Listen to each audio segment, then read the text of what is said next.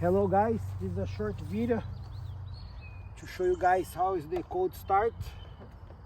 I'm touching the pipe headers to prove that it's cold, and I'm gonna also show you guys the display with the temperature, and I'm gonna start the bike.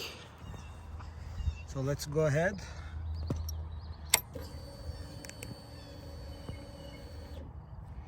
Nice and cold, and